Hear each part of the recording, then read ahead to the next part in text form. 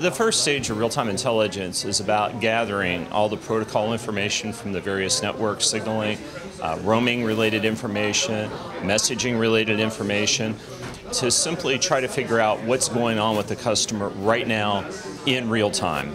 Okay? And that's really the differentiator here. And one of the things that's unique about Syniverse is our ability to understand the network, have access to the network signaling, but also to understand how to interpret it, have access to messaging related and roaming related information, and understand what it really means. And then rolling that together to say, okay, net, what's happening with that customer right now? Not next week, not an hour from now, but right now. What's happening is that customer is trying to, for example, register their device so that they can roam in a foreign country that they've just landed in, for example. So that's the first stage of real-time intelligence. The second stage is taking that information and providing useful alerts and awareness across the enterprise. So for example, if something's happening with that subscriber, there may need to be messaging to the subscriber. Customer service may want to know about that, network operations, roaming operations, perhaps marketing. If it's a corporate account, it may be the sales exec, for example. So how do you make the enterprise aware of what's going on with that customer? So once you've correlated, how do you make the rest of the business aware?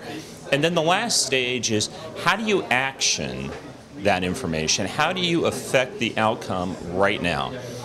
Now, historically, let me use a simple example of I register once I get off the airplane in a foreign country. Well, my registration fails. And so I go for the next several hours and maybe the next day or so unable to roam. The revenue is lost from an operator point of view. The customer sat is degraded. My cost to serve, is horrendously high. What real-time intelligence is really about is gathering all the information you have about a subscriber and acting on it right now in real time so that you affect the outcome. What we've also announced here recently is the notion that we can detect which of your roamers, for example, aren't using their data, which is really becoming a major problem in the industry today. Well, how do you solve for that? One, you have to know it.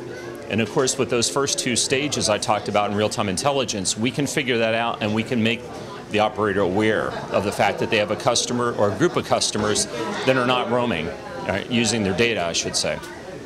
But furthermore, we can reach back and use information about that customer to say, well, we see they've been in Barcelona every year for 3 days for the last 3 years. So let's go ahead and provide a targeted offer that says, hey, for the next 3 days, for $100 or 100 euros, we'll give you data roaming so that you can have what you really want, which is ubiquitous access to your mobile device and your mobile data. So we can make the customer happier, give them the control so that they can decide if that offer is compelling, give them the peace of mind to know that their roaming charges are capped, if you will, and give that operator an opportunity to take back some of the billions of dollars that we're leaving on the table in the industry today because customers have really gotten to the point where they're scared to roam.